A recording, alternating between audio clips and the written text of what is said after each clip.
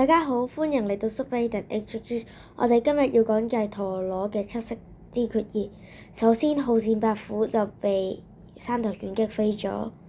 然後我哋 CX 嘅騎士亦都使出全身嘅攻擊，好快咁樣就將神聖者二嘅陀螺敲爆咗，就好似圖入面咁。帕修斯好狠咁樣打咗一下，而謝爾都係好失望嘅。佢返到去個基地之後就好失望咁樣望住自己，而呢一個時候七色彩就嚟到探佢哋，而七色彩亦都表明要用全新嘅陀螺同佢嘅屋企人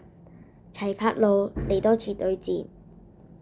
而我哋嘅白星亦都好快嚟到現場，帶住3號 AI 錄低呢一場戰鬥。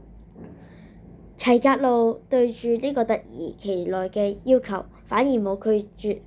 佢露出佢純白嘅氣質，對住七色彩，而謝爾亦都感到好驚訝嘅。呢個時候，因為上次七色彩輸咗，佢就好傷心，但係白星天華關心住佢。七色彩換上全新嘅服裝，依家就準備定戰鬥啦。3、2、1 Go shoot！七色彩嘅 CX 陀螺穩定咁樣喺陀螺盤中央咁樣旋轉，而齊格路嘅陀螺亦都好積極咁樣不斷撞擊 CX 嘅巫師圓護，但係巫師圓護就好快咁樣擋住呢一個攻擊，持久力亦都冇削弱。呢個時候七色彩亦都舉起佢個雙手，呼應返去七色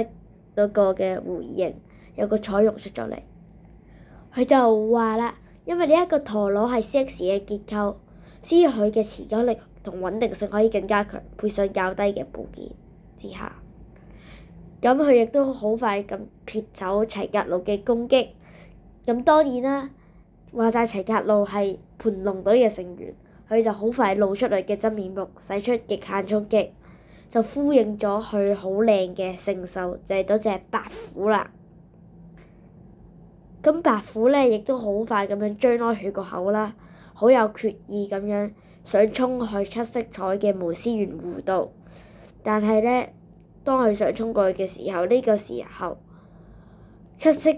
彩嘅巫師圓弧發動咗攻擊。CX 嘅七色彩圓弧個聖獸好特別，我亦都覺得好靚嘅。咁就係有個魔法師嘅形象，但係就係亦都有個箭啦，係融合晒所有嘅聖獸。亦都露出咗一個白色嘅一個怪獸嗰啲魔法師嗰啲去攻擊齊格路。咁白色嗰個魔法師咧，一下咁樣撞出去嗰個白虎度，而個白虎亦都不甘示弱，好快咁攻擊。